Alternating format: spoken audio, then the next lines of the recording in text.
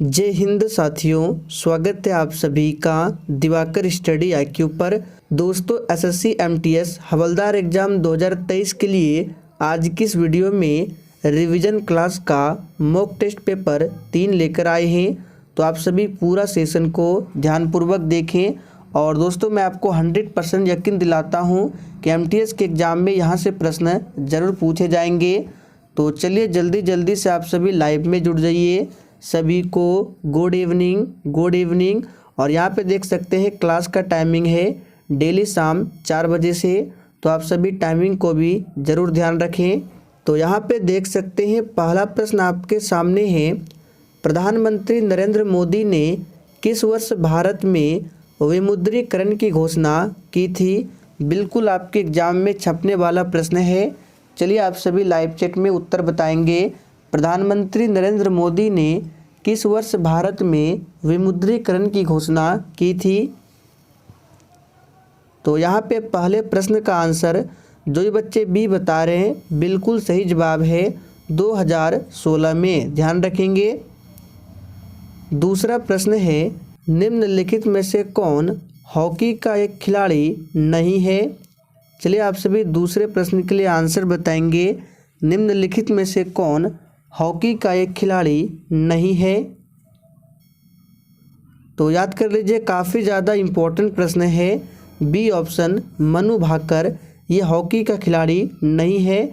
ये कौन है? तो ये शूटर है, यानी कि निशानेबाजी से संबंधित है।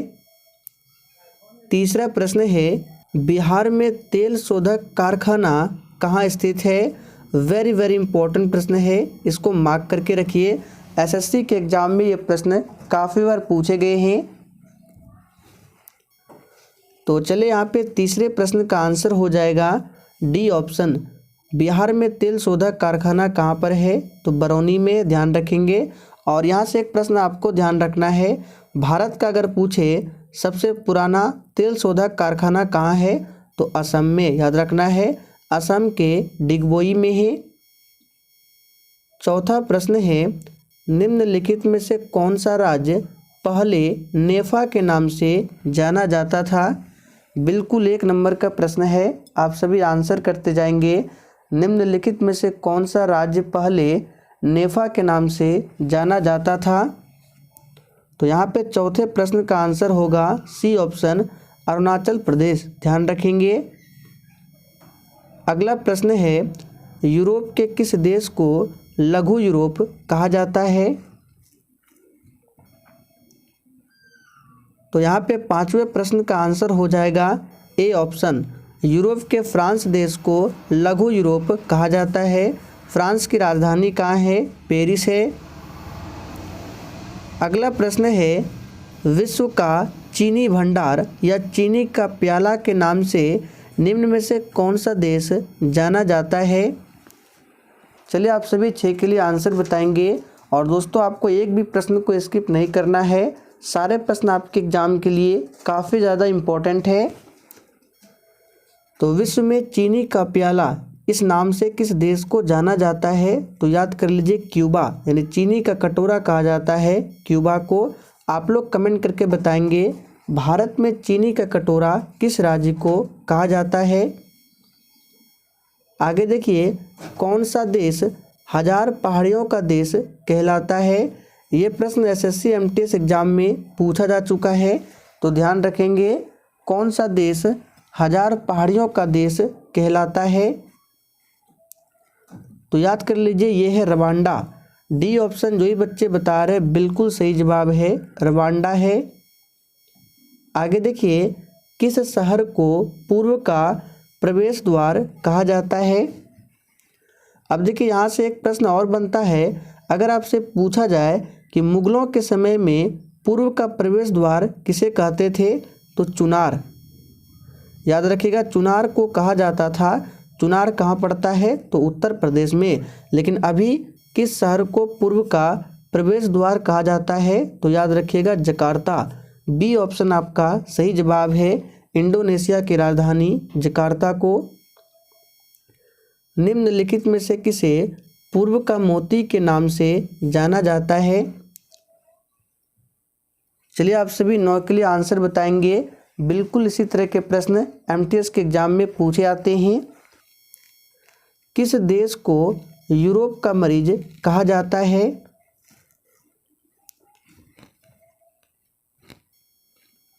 तो यहाँ पे 10वें प्रश्न का आंसर जो भी बच्चे लाइव चैट में तुर्की बता रहे हैं, बिल्कुल सही जवाब है। तुर्की देश को यूरोप का मरीज कहा जाता है। अब आप लोग थोड़ा सा कमेंट करके बताएंगे किस देश का हाल ही में नाम हो गया है तुर्की। देखते कितने बच्चे आंसर कर पाते हैं।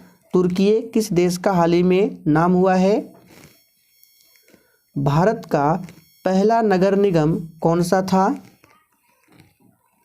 तो देखिए कुछ बच्चे लाइव चैट में तुर्की बता रहे हैं। तुर्की का अब नया नाम क्या हो गया है? तुर्की है, ध्यान रखेंगे। तो यहाँ पे 11वें प्रश्न का आंसर क्या हो जाएगा? भारत का पहला नगर निगम कौन सा था? तो सही जवाब है मद्रास नगर निगम। देखिए नगर निगम जो है ये किस संविधान संशोधन से संबंधित है, पूछा जा सकता है। तो याद रखिएगा 74वां संशोधन से संबंधित है नगर निगम, और 73वां से कौन संबंधित है? तो पंचायती राज, ध्यान रखेंगे। राष्ट्रीय पंचायती दिवस कब मनाया जाता है? इस प्रश्न को सबसे पहले आप लोग मार्क करेंगे। यहाँ से 2 से 3 प्रश्न एग्जाम में बनता है और बच्चे अक्सर गलत करके आ जाते हैं। तो ध्यान दीजिए, पहली बार अगर पूछे कि पंचायती राज कब लागू हुआ था, तो 2 अक्टूबर 1959 को। कहाँ लागू हुआ था? तो राजस्थान के नागौर में। लेकिन अगर आपसे पूछे कि संशोधन के बाद जो 73वां संविधान संशोधन होता है, इसके बाद पंचायती राज लागू करने वाला राज्य कौन सा है? तो मध्य प्रदेश। तो ज़रूर ध्यान रखेंगे, कभी कभी एग्जाम में आपको कंफ्यूज करने के लिए दे देगा, राजस्थान भी देगा, मध्य प्रदेश देगा, लेकिन क्वेश्चन बोलेगा संशोधन के बाद। तो बहुत बच्चे क्या करते हैं, राजस्थान को आंसर कर देते हैं, जो कि बिल्कुल गलत है। तो सबसे पहले आप लोग प्रश्न को ध्यान से पढ़िए। प्रश्न अगर पूछे कि संशोधन के बाद पंचायती राज लागू करने वाला राज्य मध्य प्रदेश, और पहली बार पूछे तो राजस्थान। तो राष्ट्रीय पंचायती दिवस जो है 24 अप्रैल को मनाया जाता है, क्योंकि मध्य प्रदेश में 24 अप्रैल 1993 को लागू हुआ था, और यहीं से ये दिवस लिया गया है राष्ट्रीय पंचायती दिवस। तो आंसर क्या होगा? C option. नर्मदा बचाओ आंदोलन से कौन जुड़े हैं? चलिए 13 के लिए आंसर बताएंगे। नर्मदा बचाओ आंदोलन से कौन जुड़े हैं? तो यहाँ पे आंसर क्या हो जाएगा? मेघा पाटेकर। यहाँ पे मेगा नहीं होगा, मेघा पाटेकर जुड़ा हुआ है, ध्यान रखेंगे। और दोस्तों आपको एक बात क्लियर कर दें, आपको लाइव चैट का ऑप्शन तभी मिलेगा जब आप लोग क्लास टाइमिंग पर क्लास को अटेंड करेंगे। क्लास का टाइमिंग रहेगा डेली शाम 4 बजे से। लक्ष्मीबाई सागर बांध परियोजना किस नदी पर स्थित है? चलिए 14 के लिए आंसर बताएंगे फटाफट से। लक्ष्मीबाई सागर बांध परियोजना किस नदी पर स्थित है? तो ये है बेतवा नदी पर। तो यहाँ पे जो भी बच्चे ए बता रहे हैं, बिल्कुल सही जवाब है बेतवा नदी पर। कोनेरू रामकृष्ण राव का निधन हो गया, वे किस क्षेत्र से संबंधित थे? वेरी इंपॉर्टेंट प्रश्न है ये। प्रश्न किसी न किसी शिफ्ट में पक्का पूछा जाएगा, इसको मार्क करके रखें। तो यहाँ पे आंसर क्या हो जाएगा? शिक्षा क्षेत्र से संबंधित थे। तो बी ऑप्शन आपका सही जवाब है। निम्नलिखित में से कौन यूनेस्को के रचनात्मक शहरों में शामिल हुआ है?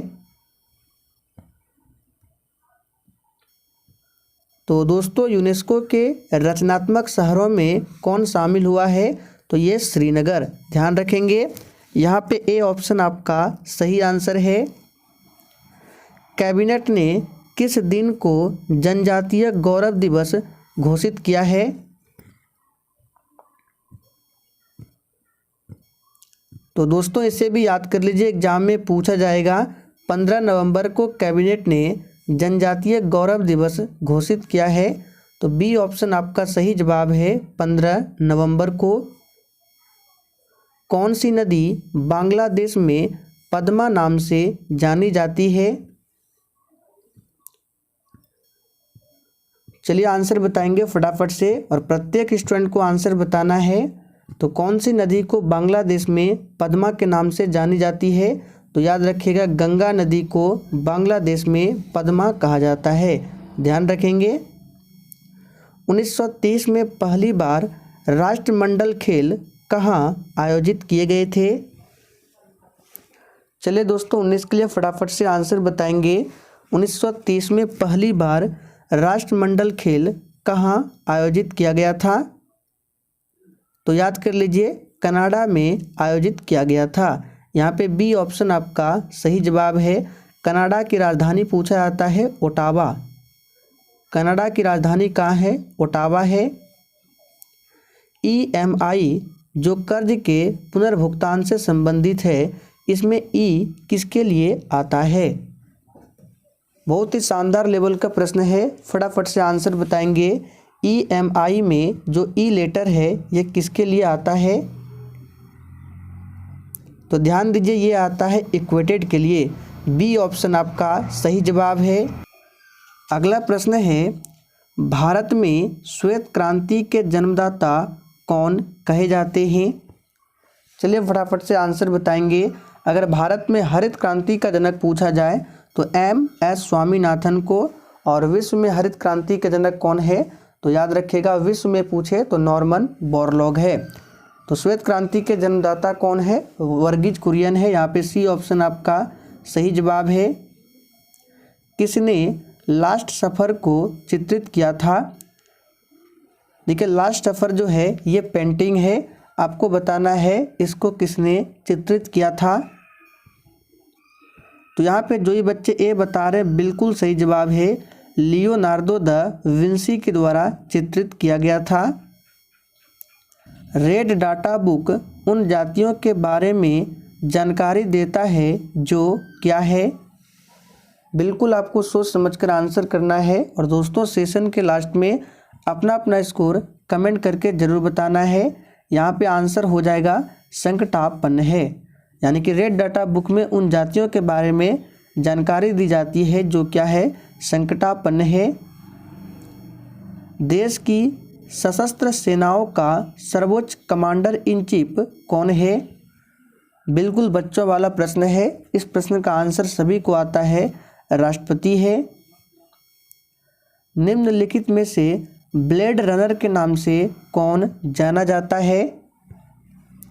चलिए 25 के लिए फटाफट से आंसर बताएंगे। तो देखिए दोस्तों, ब्लेड रनर के नाम से कौन जाना जाता है? तो यहाँ पे सही जवाब होगा Oscar Carl Pistorius. B option जो ही बच्चे दिए हैं बिल्कुल सही जवाब है। एक पूछा जाता है फ्लाइंग सिख के नाम से किसे जाना जाता है? तो मिल्खा सिंह को फ्लाइंग सिख के नाम से जाना जाता है। CK नायडू कप निम्नलिखित में से किस खेल से संबंधित है? और देखिए दोस्तों, आज के सेट में 30 प्रश्न को रखे हैं, और अगर आप 30 प्रश्न में से 25 प्रश्न का भी सही सही आंसर कर देते हैं तो समझ जाइए आपकी तैयारी बेहतरीन है। तो यहाँ पे आंसर हो जाएगा क्रिकेट। CK नायडू जो कप है ये क्रिकेट खेल से संबंधित है। किसी प्रतियोगी मैच में एक पारी में 1000 रन बनाने वाले प्रथम क्रिकेटर का नाम बताएं। अब देखिए, यहाँ पे भी कुछ बच्चे गलत आंसर बताएंगे, कुछ बच्चे ए बताएंगे, कुछ बच्चे सी बताएंगे। तो याद कर लीजिए, यहाँ पे ना तो ए होगा ना तो सी होगा, यहाँ पे आंसर होगा प्रणब धनवाड़े। याद कर लीजिए, कन्फ्यूज नहीं होना है, प्रणब धनवाड़े। वंदे मातरम गीत किस पुस्तक से लिया गया है? देखिए, वंदे मातरम को पहली बार गाया गया था 1896 में। यहाँ पे लिख देते हैं 1896 में कांग्रेस के कलकत्ता अधिवेशन में। और इस अधिवेशन की अध्यक्षता किसने किया था? तो रहीमतुल्ला सयानी ने। और वंदे मातरम के रचयिता कौन है? तो बंकिम चंद्र चटर्जी है। यहाँ पे आंसर क्या हो जाएगा? आनंद मठ पुस्तक से लिया गया है।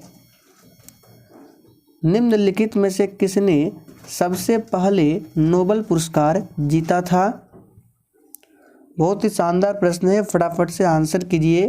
किसने सबसे पहले नोबेल पुरस्कार जीता था? तो याद कर लीजिए, यहाँ पे आंसर क्या हो जाएगा? ए ऑप्शन रविंद्रनाथ टैगोर ने। कब जीता था? तो 1913 में।